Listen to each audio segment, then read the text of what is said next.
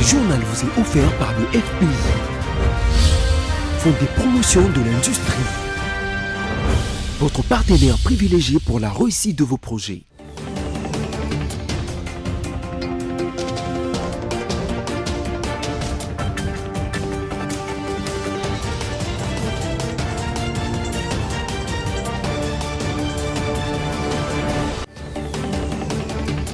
Réel plaisir de vous informer, mesdames, messieurs. Bonsoir, bienvenue dans ce journal dont voici les sommaires.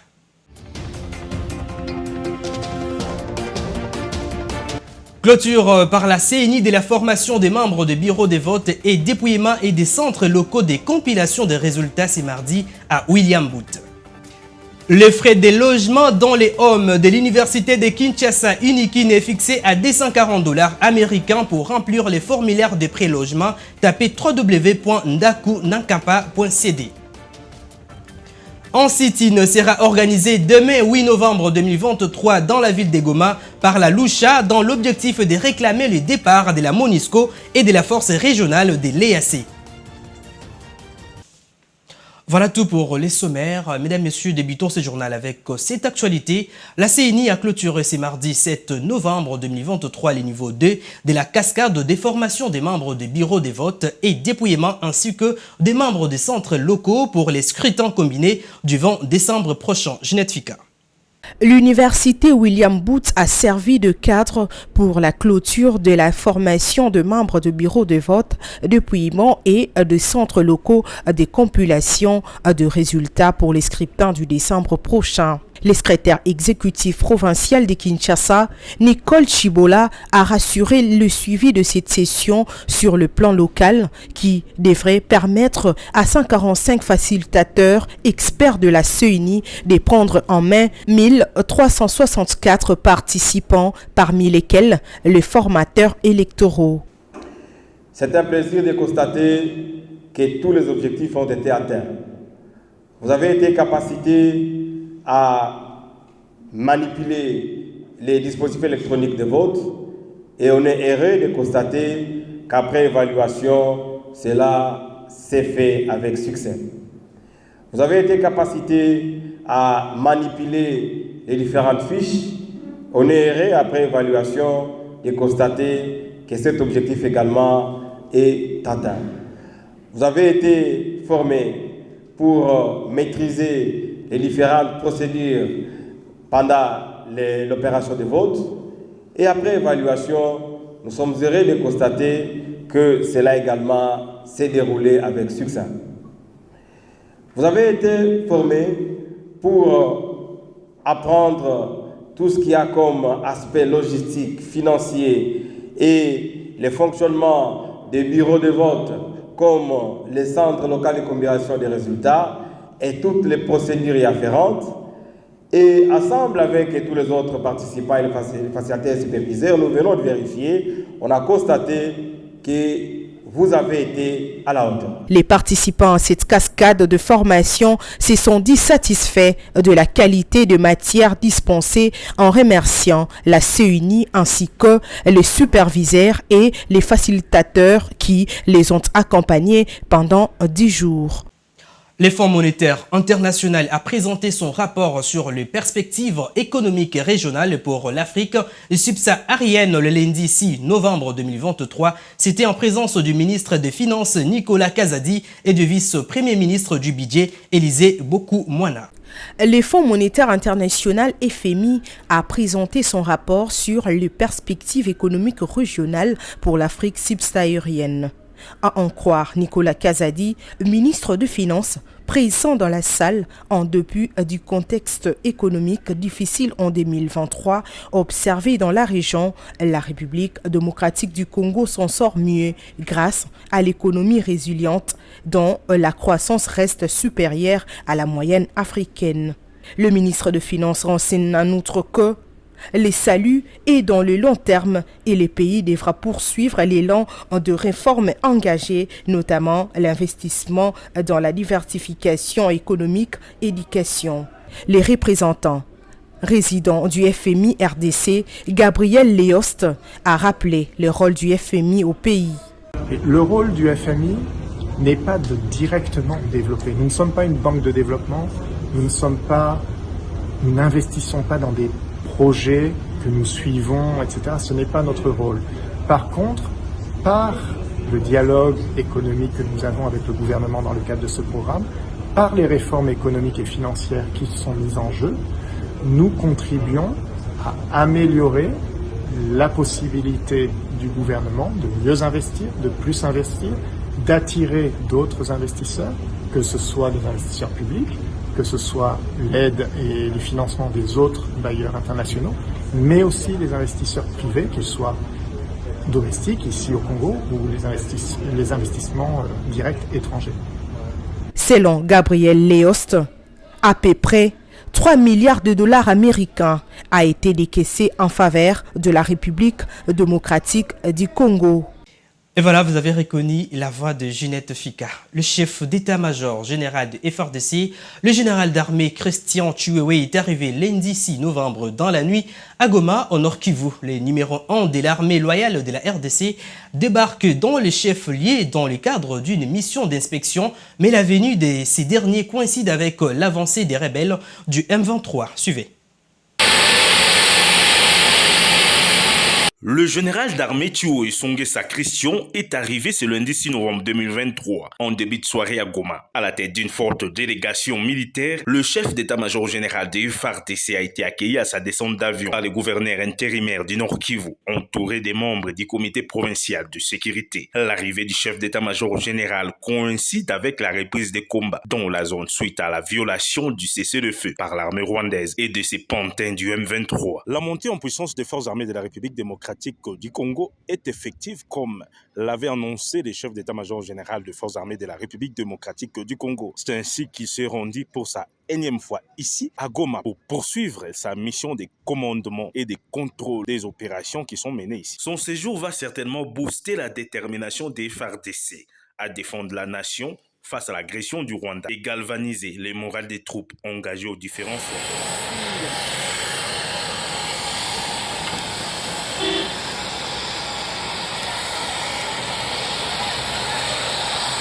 Je l'ai annoncé au sommaire. La Lucha annonce en sit-in devant les cabinets du gouverneur militaire ce 8 novembre 2023 de 10h à 13h pour réclamer le départ de la MONUSCO et de la force régionale de l'EAC. Sur ces, un mémo sera lu et déposé à cette occasion. Ces derniers demandent cependant au maire de cette ville de prendre tous les dispositifs utiles et sécuritaires pour que tout se passe de manière apaisée. Prenons cette information en bref. La société Virunga Énergie porte à la connaissance du public qu'il s'observe une coupure de l'électricité au niveau de la ville de Goma à cause des affrontements entre les FARDC et M23 au niveau de Kibumba. Virunga Énergie attire l'attention sur les conséquences sérieuses humanitaires que cette coupure d'électricité occasionnera. À ce titre d'exemple, la coupure entraînera l'impossibilité d'alimenter les pompes de la ville, distribuant l'eau courante, d'alimenter l'éclairage public, de fournir l'électricité aux hôpitaux dont peut possiblement découler de pertes de vies humaines. Sur ces, Virunga Énergie présente d'avance ses excuses pour les désagréments observés dans les dessertes de l'électricité sur la ville de Goma et ses environs. Autre chose, Moïse Katumbi, candidat président de la République aux élections du 20 décembre prochain et président du parti politique Ensemble pour la République, est arrivé depuis hier 6 novembre de son village Kachobwe pour échanger avec ses frères et sœurs sur sa vision dès qu'il sera élu à la tête du pays. Yves Maïlé. Dès son arrivée au village Kachobwe, les candidats présidents de la République numéro 3 et président du parti Ensemble pour la République Moïse Katumbi étaient accueillis par une marée humaine.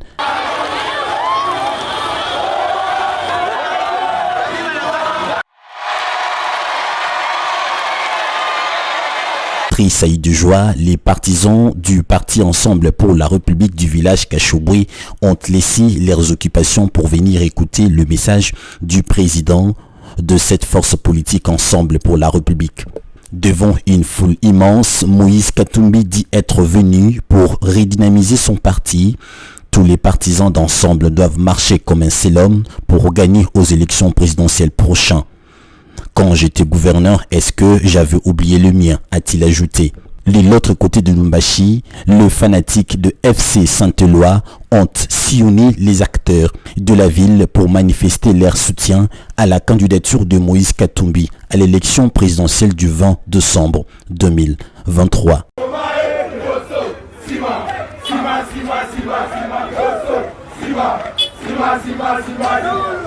Prenons un mot de la santé dans ce journal. Au Maniema, le territoire du Kabambaré est en proie à une diarrhée. Actuellement, les sources locales font état de plus de 250 cas et quelques décès sont déjà enregistrés. Une situation qui inquiète les députés provinciaux Théophile Bouleli qui alerte en citant des sources locales et soupçonne une épidémie de choléra. Les détails dans ces récits de Patricia Bomolo.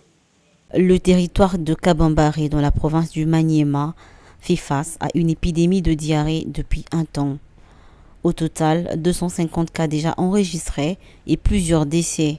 À en croire Théophile Bouleli, élu de ce coin du pays, et cette situation s'observe depuis 2 semaines et les aires de santé les plus touchées sont Kalonda Kibuyu, Kabea et Tchouki. Selon les informations mises à sa disposition, la situation sanitaire dans le secteur de Bayuyu est très préoccupante et soupçonne dans ce cas une épidémie de choléra. La plus grande inquiétude est que la prise en charge des personnes touchées se fait de manière superficielle et ne répond pas efficacement aux besoins réels et ressentis des patients. Ainsi, il lance un cri d'alarme aux autorités compétentes et les organisations sanitaires à venir en renfort à la population touchée par cette diarrhée, car par manque de médicaments, la population est perdue et ne sait pas à quel sein se vouer. Retenez que le choléra est une maladie diarrhéique aiguë causée par une bactérie qui se transmet par l'eau et les aliments contaminés. Les diarrhées sont les principaux symptômes. Ajoutez à cela les vomissements et des crampes abdominales. La déshydratation et la mort peuvent être causées dans les cas graves.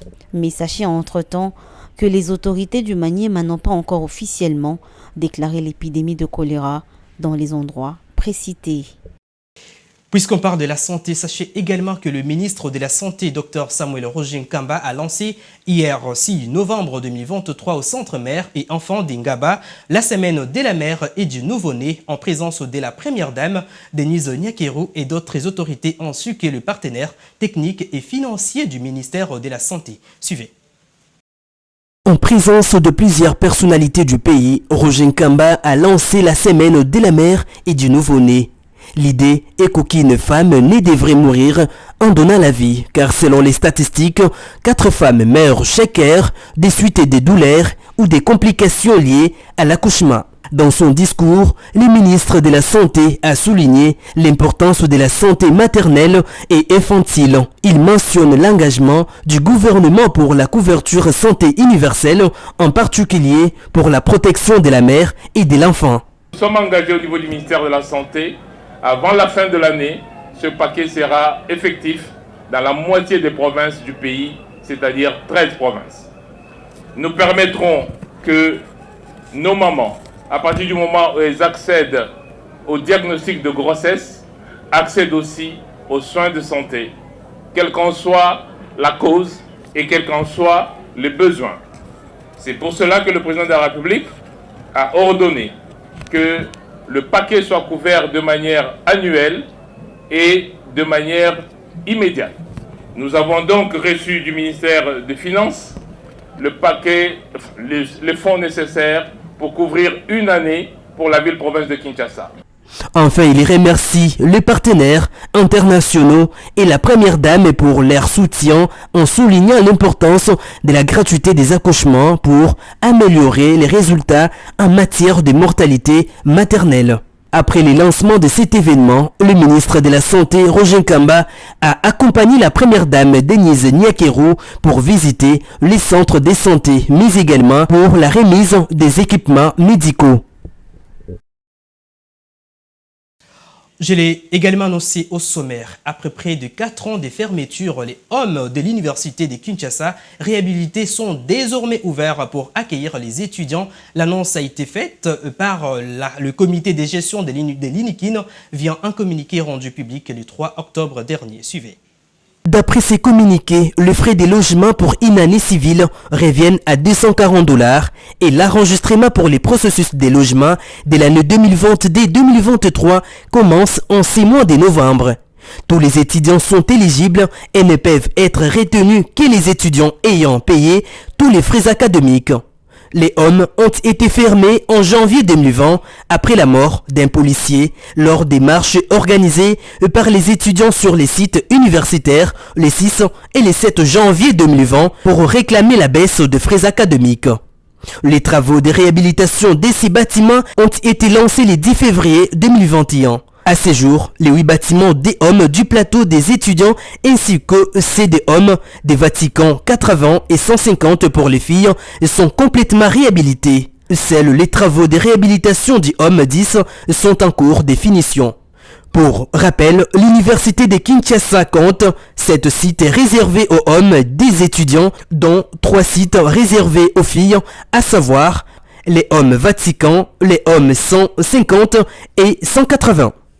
Et en dehors de nos frontières, plus précisément au Nigeria, où 11 personnes tuées par des militants du groupe Boko Haram ont été enterrées hier lundi 6 novembre à Zabarmari, dans l'état de Borno. Suivez.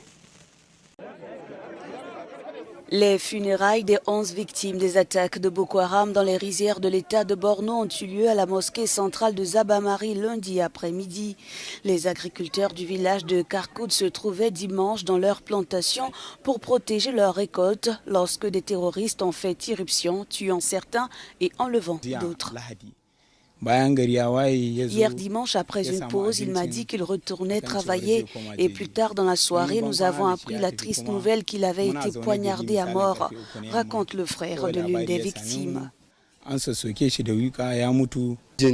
personnes ont été retrouvées et l'une d'entre elles était de Doussouman, un village voisin. Nous avons parlé au téléphone. Il m'a été confirmé que 2 ont également été emmenés à l'hôpital. Plusieurs personnes sont toujours portées disparues et 4 victimes ont survécu à leurs blessures et ont été transportées à l'hôpital. Ces dernières années, les attaques de Boko Haram contre les agriculteurs se sont intensifiées. À présent, nous n'avons besoin que de la paix et de la sécurité. Et nous demandons toujours au gouvernement de nous venir en aide. Nous, les agriculteurs, ne sommes pas en sécurité parce que ces personnes opèrent toujours dans les zones qui entourent nos fermes. En décembre 2020, Boko Haram a tué 76 agriculteurs de Zabarmari selon les autorités locales. Les combattants djihadistes ont perdu du terrain dans le nord-est du Nigeria mais continuent d'attaquer les communautés rurales. Ce journal touche à sa fin, mais avant tout les rappels des principaux titres. Vous l'avez suivi dans ce journal, les clôtures par la CENI de la formation des membres des bureaux des votes et dépouillement et des centres locaux des compilations des résultats ce mardi à William Booth. Et puis les frais des logements dans les homes de l'université de Kinshasa Unikin est fixé à $240 américains pour remplir les formulaires des pré-logements. Tapez www.dakunankampa.cd. Et enfin, un sit-in sera organisé demain 8 novembre 2023 dans la ville d'Egoma par la Loucha dans l'objectif de réclamer le départ de la MONUSCO et de la force régionale de l'EAC. Ce journal est complètement terminé, mesdames, messieurs. Merci de nous avoir suivis. Bonne suite des programmes sur BC Télévision.